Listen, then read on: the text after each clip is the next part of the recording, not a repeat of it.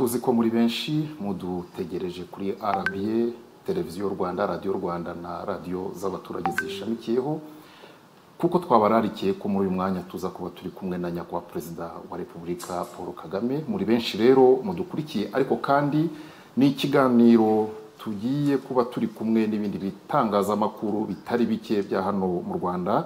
Turi kumwe na radio na televiziyo Radio and TV1, KT Radio, Radio 10 na televiziyo TV10, Ishingiro, Isangano, Izuba Radio, Radio and TV Flash, Radio and TV Isibo, BTN TV, amaradiyo turi kumwe na Radio Salus, Huguka, Country FM, Energy Radio, B&B, Fine FM, Kiss FM na Royal FM. Mwakoze kubana natwe, nyakubahwa Perezida wa Repubulika, murakoze kuha abanyarwanda umwanya wanyu. Ndi kumwe na mugenzi wanjye Ngendibarore Cleophas, ndi kumwe na mugenzi wanjye. Thank you, Your Excellency. My name is Abera Martina Kabagambe, and I work for RBA. I'm very honored and delighted to be here, Mr. President, and ready to have a fruitful discussion with my colleague and you as well. Thank you. Sure, I'm happy to join you. Murakoze cyane nyakubahwa Perezida wa Repubulika. Nyakubahwa Perezida wa Repubulika, mu butumwa mwageneye abanyarwanda tariki ya 7 Mata ubwo twibuka ku nshuro ya 30 Jenoside yakorewe Abatutsi, mwavuze ko ubu umunyarwanda ntawe agomba gusaba uruhushya ku burenganzira bwe bwo kubaho. Icyo gihe nyakubahwa Perezida wa Repubulika mwatanze urugero rw'umubyeyi wahisemo kuvuma abicanyi abacira mu maso ubwo bamusabaga kubahitiramo uko ashaka ko bamwica. Urugero rw'uwo mubyeyi rubumbatiye ayahe masomo kuri mwe, kandi ni gute umunyarwanda yakomeza iyo myitwarire mu myaka 30 iri imbere?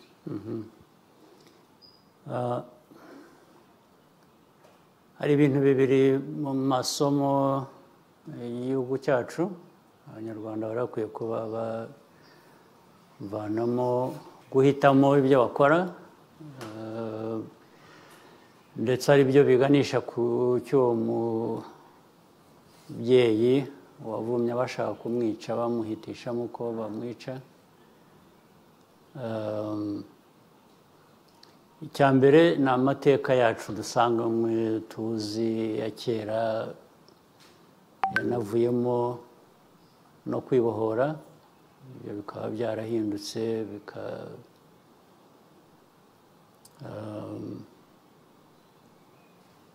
bikaba ariho tuganisha imyumvire ya politiki, kuvuga ko tutabaho nk'uko twabayeho muri iyo myaka ya kera. So ayo ni amahitamo rero ashingiye kuri ibyo ngibyo. Icya kabiri ni ukubaka ubuzima bwacu bujyanye noneho n'ayo mahitamo. Ntabwo wahitamo gusa ngo nurangiza wicare utegereze gusa icyo Imana izagushyira mu biganza ngo wakire.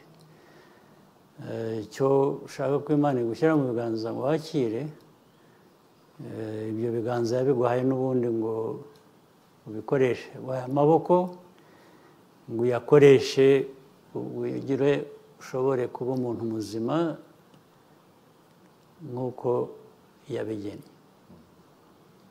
Ibyo rero nibyo ubundi bikwiriye kuduha umurongo tugenderaho, nibyo bikwiye kuduha icyerekezo tuganamo.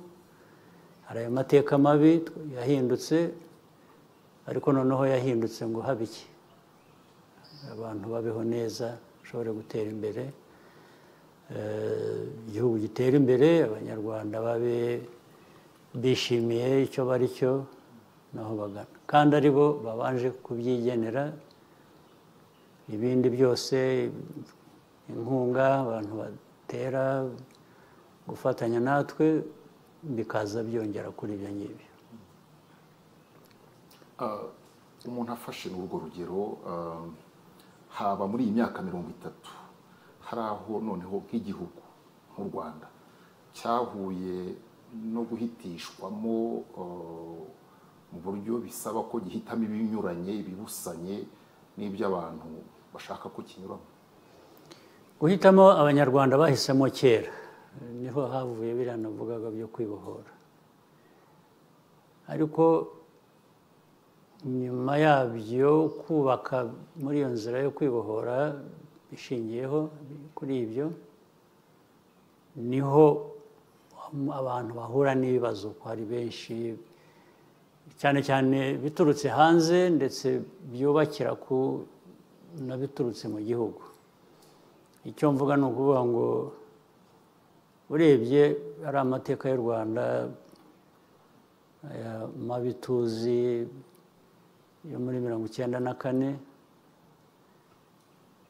ntabwo ari abanyarwanda gusa, abanyarwanda ahubwo bashyizwe muri iyo nzira yo kwireba ko batandukanye ndetse yo kwangana bishingiye aho igihugu gihera aho ngaho kiradindira. Mu kwibohora rero icyo bivuze ni ukuvuga ngo aho twatangiriye iyo nzira turimo yo kwibohora yo gukomeza gutera imbere mu gihugu, hari abo bitanezeza bakwifuza ko tuguma tudindiye dukennye ari byo biduherana. Icyo gihe rero muri kwa kwibohora harimo ikitwibutsa ngo erega n'ubundi nitwe dukwiriye kwimenya, abandi baza bagira ibyo batubwira ko ari byo dukwiriye, ibyo bazajya babyibwira babibwira ababo cyangwa abahandi ko twebwe tubyumva. Abo bandi ntabwo ari Imana yaturemye. Baracyabivuga? Barabivuga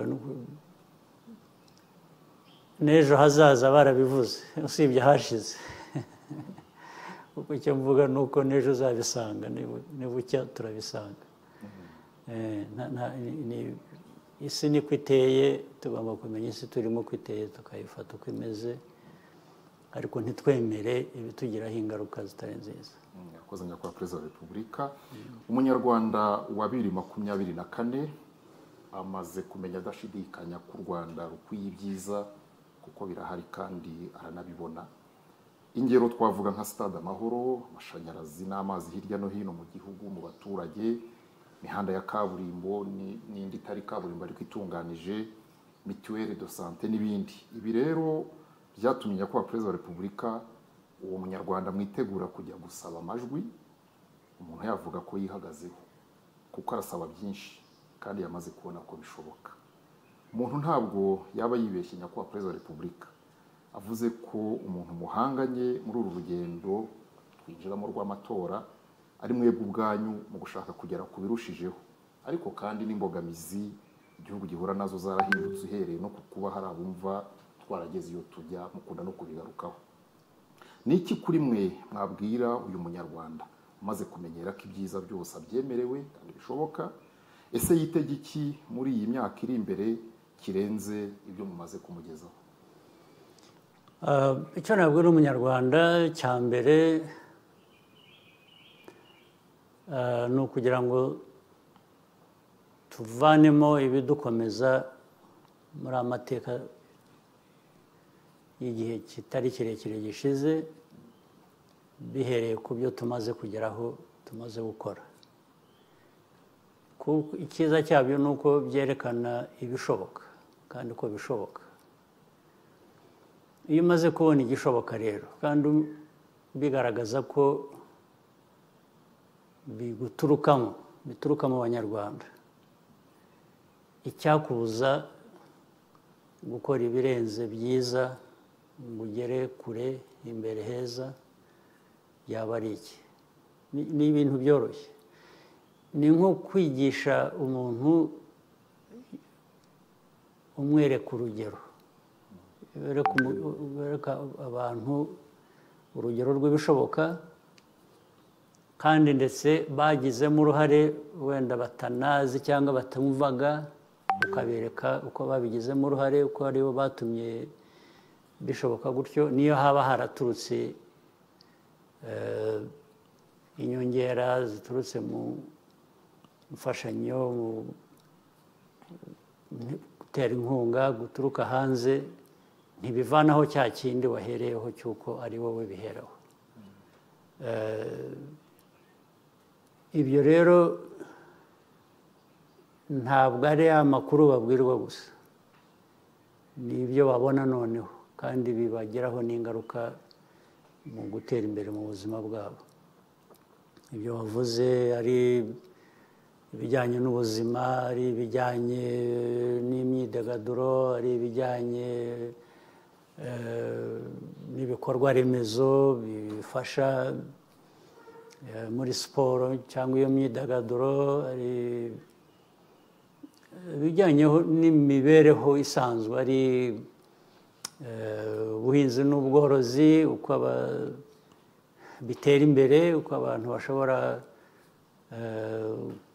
guhinga, korora, bakigaburira ndetse bagahahira amasoko yo hanze bakavanamo n'amafaranga. Ibyo n'ubundi niko bikwiriye kugenda, ndetse ntabwo turagera aho dukwiriye kuba twishimiye kuba turi, nubwo dutera intambwe. Niyo urebye ubukungu bakakubwira ko bukura ari umwaka ushize birenze 8% cyangwa bigera mu 9%, abantu bashaka gukora, abantu bashaka kwihuta, abantu bashaka kugera kure, uguma wumva ko ibyo bidahagije. Niba ari 8 uravuga ngo ariko kuki bitabaye 9, kuki bitaba n'10, bitaba n'ibirenze, cyane cyane ubirebera ku bibazo biba bigihari byo kugira ngo bikemurwe. Niba ari amashanyarazi, nubwo wavuga ngo hirya no hino bigeze muri rusange 80% cyangwa se 70, hafi 77% bigera muri 80%, uravuga ngo ariko hasigaye 23% aho bitaragera cyangwa abo bitarageraho, nabo bakwiriye kuba bibageraho. Hari aho tuzi mu bihugu, mu gihugu cyacu hirya mu ntara no mu turere hakiri aho nk'amashanyarazi ataragera. Iteka cyo tuba dutekereza no kuvuga ngo nahagomba kuhagera, kuko ntaho dushaka ko hasigara inyuma.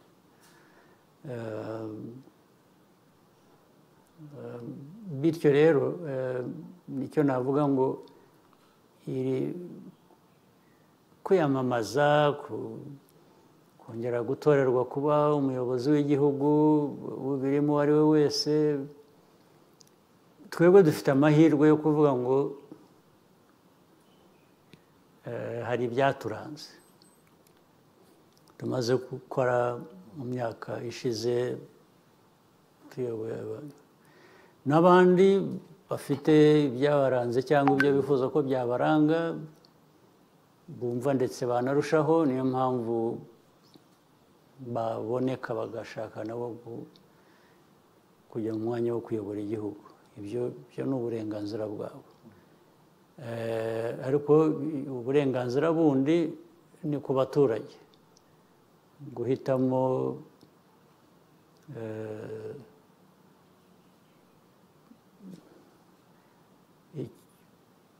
bishingiye ku cyo wabonye, ku cyo wagizemo uruhare. Ngira ngo uribuka hari umuturage rimwe wigeze ubanza arimo mu matora y'ubushize cyangwa hagati mbere gato, watanze urugero, wavuze ngo we ntabwo yirahira uwamusezeranije kumuha inka, yirahira uwayimuhaye. ubwo ni ukuvuga ngo n'uwamusezeranije ko azayimuha cyangwa umusezeranye ko azayimuha nawe aragira neza, ubwo nibigera ko azayimuha ubwo azamwirahira, ariko ntibibagirwe uwayiguhaye. Naho turi rero, ubwo n'uwayiguhaye azakongera indi n'ubundi cyangwa aguhe n'ibindi birenze ibyo. Ririya jambo ry'uko umuntu atekereza ko the main challenger of you is yourself. Yes, nibyo ubu ni ukuvuga ngo nanjye ni mu bitekerezo byanjye no mu mikorere, ni ukuvuga ngo icyo ntakoze cyashobokaga mu gihe gishize ngomba kugikora nkongeraho n'ibindi bijyanye n'igihe bigezeho.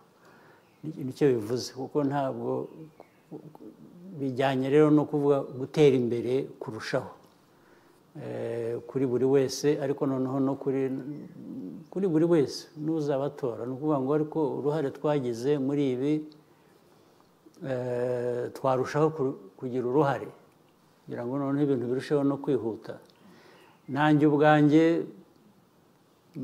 icyo mba nibaza cyangwa icyo numva mvana mu bikenewe cyangwa mu byifuzo no mu bitekerezo by'abantu, ni ukuvuga ngo ese nanjye niyo naba nshimwe ngo nakoze ibintu byiza, ntibyashoboka ko nakora n'ibirenze. Nicyo mvana muri ibyo ngibyo kuvuga ngo mu ipiganwa ry'ubuyobozi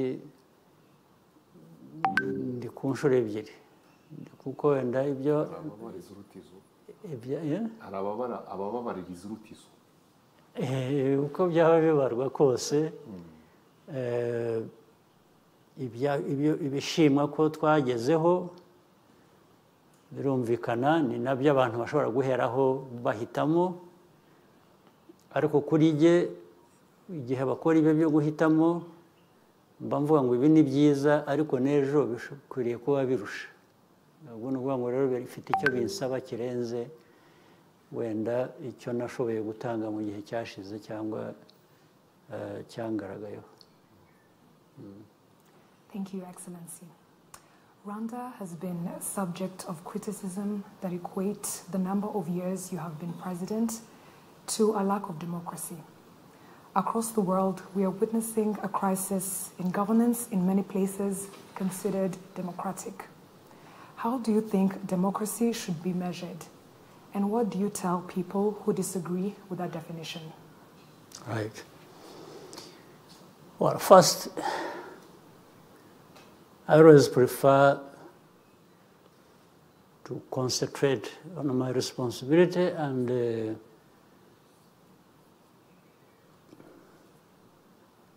what, as leaders, we owe our country. We owe them a lot. To our country, we owe a lot, given where it has come from, the challenges, the complexities of those challenges, and where I want to go. That is the concentration of everybody's thinking and actions. Meaning, so it's not just me who is in the process of being re-elected maybe several times. It's also the responsibility and the challenge of every Rwandan who is capable of contributing something to the well-being of this country. That's first and foremost, that's where we are. The second part is now Rwanda is not an island. We are part of this region, the sub-region, the continent, the global community, no question about it. Every part of this world has its own history, geography, troubles and opportunities, and every country, culture, and so on and so forth. So, in my simple definition, and understanding that also should influence my actions. I'm sure others have many things that influence them, or maybe things like that I'm talking about. Now, the first question is, there are those who make the criticism. While it is their right to do that, it doesn't necessarily make it right. It could actually be absolutely wrong, but it's their right. And following that, I would ask, the crises that are across the world as we know them, and as you have just stated, what role does Rwanda play in that? We can't be responsible for the crises that are taking place in the world. In fact, we know particular, for example, areas where these crises are. You can talk about different parts, including Africa and different parts of Africa have on crisis. Then you go to Europe, go to Asia, or the Middle East, or between Europe and Russia. You may be deceived that these multi-layered crises are just happening in those places you see on television and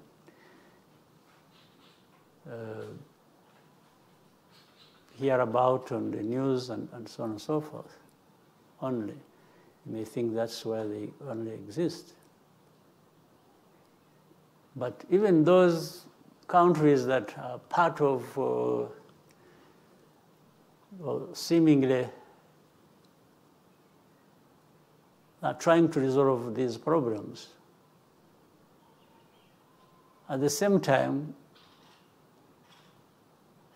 they are not just, as we see it on the surface of it, trying to look for a solution to these problems.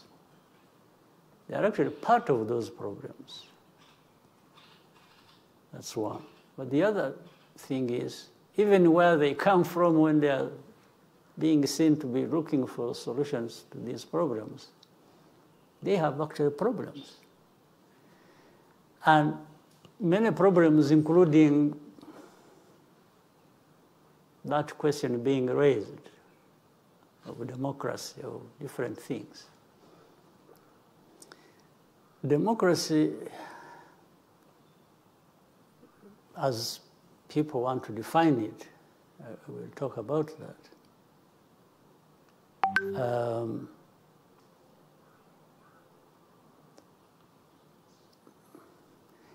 It's given a definition these days, and as part of that program, the way that suits people.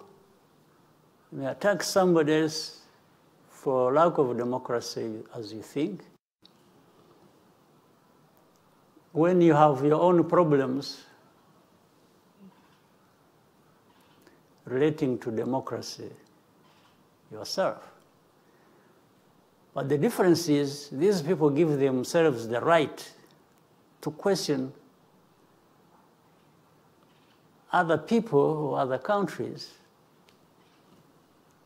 and for them to retain the right, even if they recognize the problems they have, to be the ones to address those problems. So what I reject is to, with this background, where you are part of the problem and you have your own problems and everything else related to that, to be the one to come to me and instruct me how I must deal with my problems. My problems, actually, as we know it, that you are also part of, or that some of them originate from you.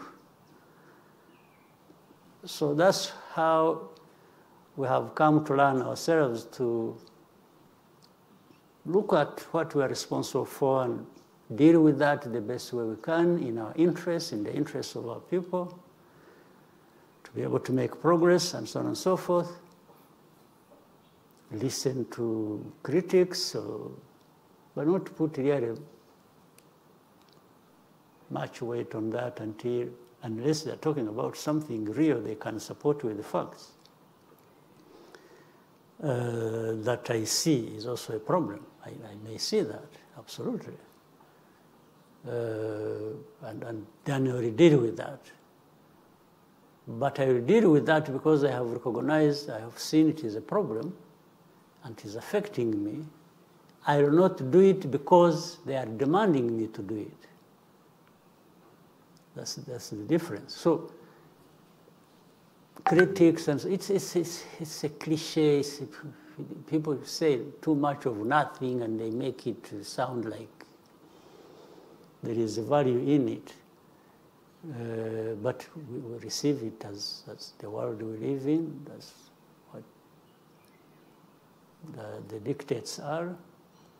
And so we deal with the critics and live our lives and do what we are supposed to do. And I don't think there is any... Well, sometimes the critics even want to go ahead and not only bash you, but cause you more problems and literally crush you. But this is what we, as leaders and as people who think we have some level of integrity to determine our own destiny, this is what we can refuse. You know, many people have given this example. You may crush somebody physically, but you cannot crush the spirit, the idea, what is right in them. I think that's a lesson we have learned as Rwandans, and that's where I come from. Like, I even speak for myself. You really can't crush me, can't crush my spirit, you can't crush my aspirations, my desire, what I think is right. What I think is right that I have to do, and this is the same thing that we think the country has learned a lot from. We are not afraid of anything. We've learned a lot. So we've learned to be humble, respectful, and when it comes to not respecting us, we ignore you. We don't have to fight over it, but we will ignore you. And you will feel it. So Rwanda, our country, may be small, but we are not, as I have said before, we are not small people. We are a people with dignity, with self-respect, with who have decided that you can't really crush us. Yes, we will resist it to your surprise. Yes.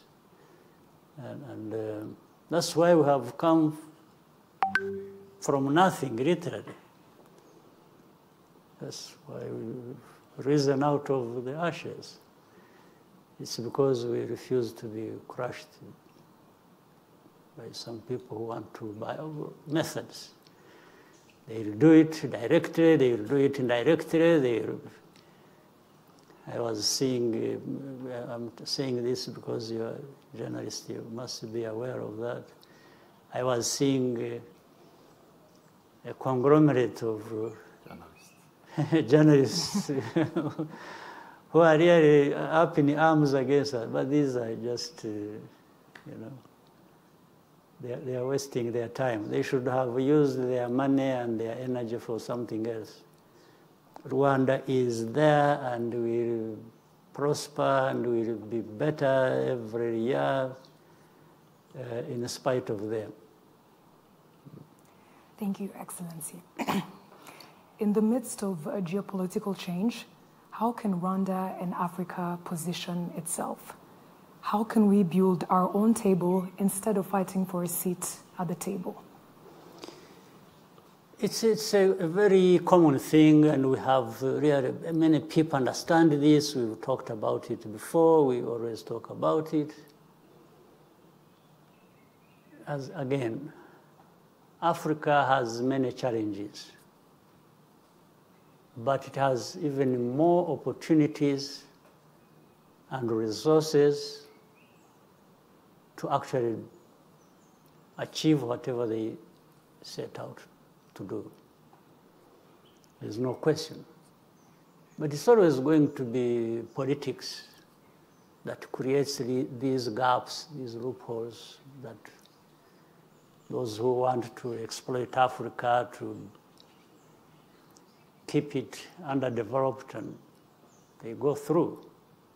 There are these gaps. So it's our business as leaders of our continent, or even the continent,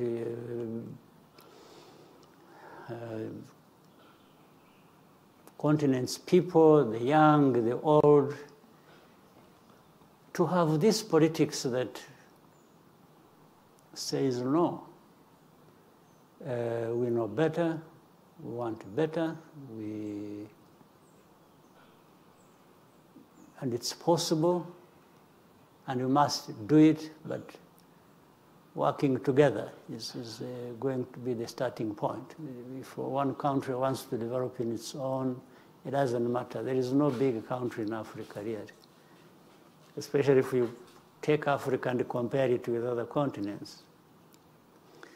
Until we are together, then that makes us great. Every country of the continent becomes significant and big enough to do something consequential.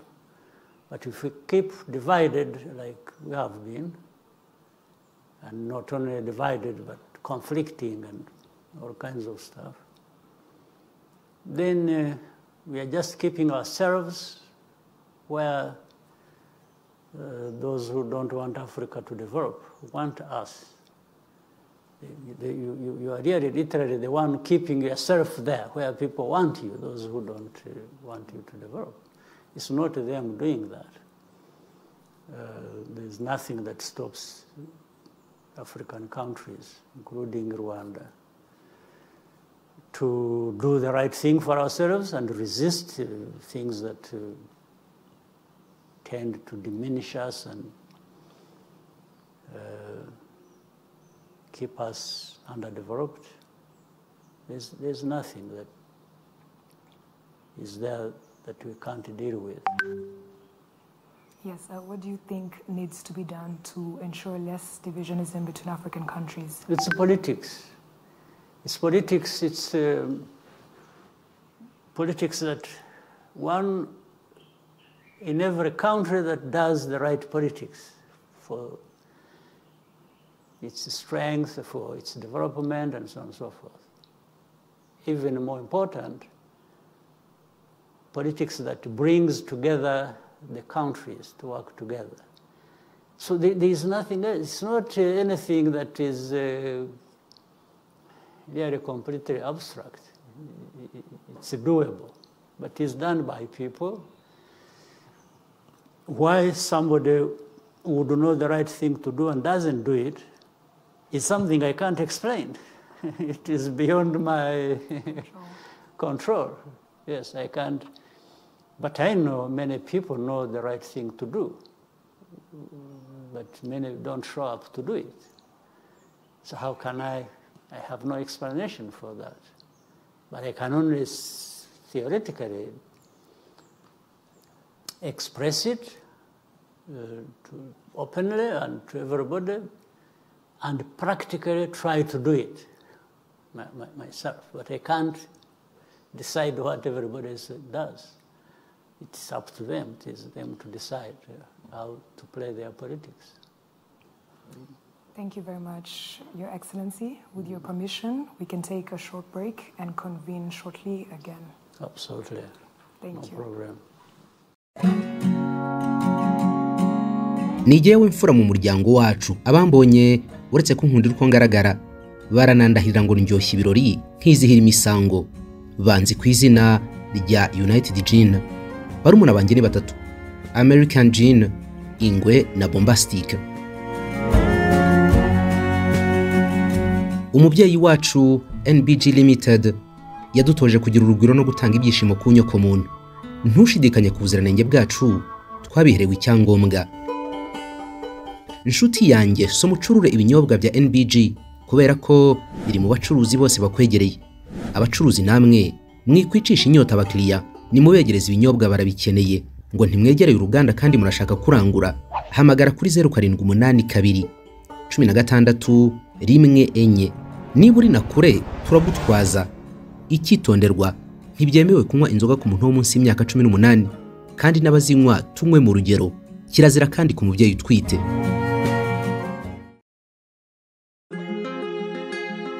Mbega Kigali y'imihanda, mbega Kigali y'ibyapa, mbega Kigali y'ibinyabiziga, mbega Kigali yihuta, mbega u Rwanda, mbega iterambere. Wirindira ko bigusiga rero. Iyandikishe kuri Infinity Drive Academy wiga amategeko y'umuhanda mu minsi mike cyane ube witwara. Infinity Drive Academy ni urubuga ruriho amasomo yose ajyanye no gutwara ibinyabiziga n'imyitozo imeze neza nk'ikizamini cya polisi, ku buryo iyo birangije neza nta kabuza utsindira uruhushya rwa provisoire. Ugeze muri uru rubuga Infinity Drive Academy banakuyobora uko wakwiyandikisha ku rubuga rw'irembo ugahitamo itariki ukoreramo ikizamini, ibindi ni mahwi. Wicikwa n'amahirwe yo gutwara imodoka. Ugize ikibazo kuri uru rubuga hamagara kuri 0794 420 879. Infinity Drive Academy nawa.